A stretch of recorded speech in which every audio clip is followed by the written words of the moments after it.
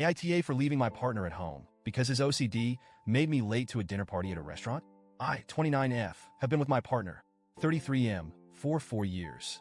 We've had a good relationship overall. He's kind, caring, and honestly one of the most thoughtful people I know. But over the past year, his OCD has gotten significantly worse, and it's starting to dominate our lives in ways I don't think he fully realizes. I want to start by saying, I know OCD is a serious mental health condition. I know it's not something he can just snap out of or fix overnight. I've tried to educate myself about it, and I've done my best to be supportive, patient, and understanding. But there comes a point where the impact on our day-to-day lives becomes unbearable, and I'm honestly at my breaking point. When we first started dating, my partner had a few habits that I now realize were part of his OCD. He'd double-check the locks on the doors before we left the house, make sure the stove was off, that kind of thing. It wasn't extreme, and honestly, I just thought he was being cautious. I didn't mind waiting an extra minute or two while he made sure everything was okay. But over the past year, his routines have become so much more intense. It's not just checking the doors and stove anymore. It's repeating certain phrases under his breath, checking every window in the house multiple times, and doing these internal mental checks that can take upwards of 30 minutes. It's no longer just a small quirk. It's something that has started to consume large chunks of our time together. The worst part is that he refuses to get professional help. I've brought it up gently so many times. I've suggested therapy, even offered to help him find a therapist who specializes in OCD. But he always shuts it down.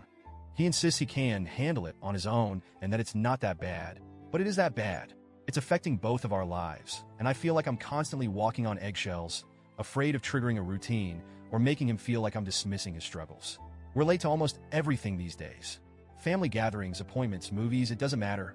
If we have somewhere to be, I've learned to add at least 30 extra minutes to our prep time, sometimes more. But even with that buffer, we still end up running late. And it's exhausting. 2 weeks ago, my boss invited us to a dinner party at a really nice restaurant to celebrate a recent promotion I'd gotten. This promotion was a big deal to me. I've been working so hard for this, and this dinner felt like a recognition of all the effort I've put in. Plus, it was a chance to connect with my boss and coworkers outside of the usual work setting. In short, this night mattered to me a lot. I was already nervous about it because I wanted to make a good impression, but I was especially worried about whether we'd be able to get there on time. I knew my partner's routines would be an issue, so I tried to plan ahead.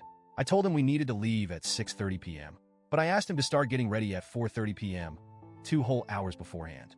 I framed it in a way that wouldn't make him feel rushed or pressured. I said something like, let's start early so we don't have to stress about time. And to his credit, he did start getting ready at 4:30. But as the evening went on, I could feel that familiar knot of anxiety building in my stomach. At first, he was just getting dressed and checking his hair, normal stuff. But then the routine started.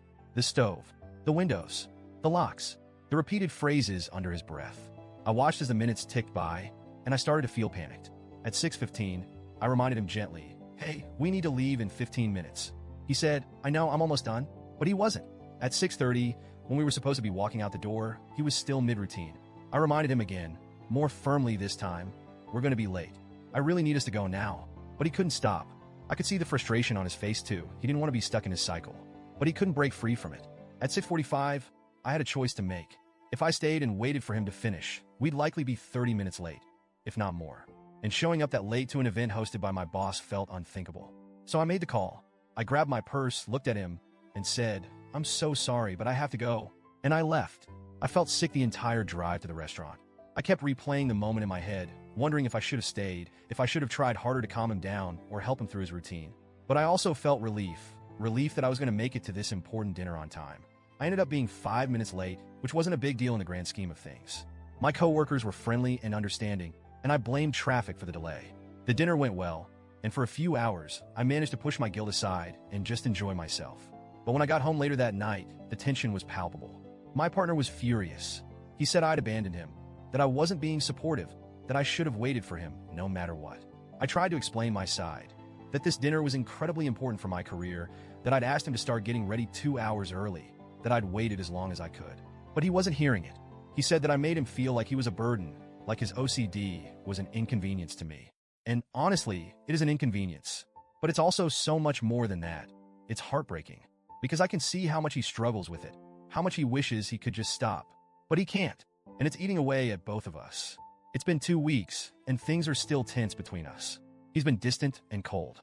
We're barely speaking, and when we do, it's clipped and awkward. I feel guilty, but I also feel angry. I feel like I've done everything I can to be supportive, but his refusal to get help is making it impossible for us to move forward. I don't know what to do. I love him, but I also feel like I'm drowning. I can't keep living like this. Constantly late, constantly anxious, constantly worried about how his routines are going to affect our plans. But I also can't imagine walking away from him, knowing how much he's struggling. So, Ida, was I wrong for leaving him at home that night? Should I have stayed, even if it meant risking my reputation at work? Or was I justified in prioritizing something that was so important to me?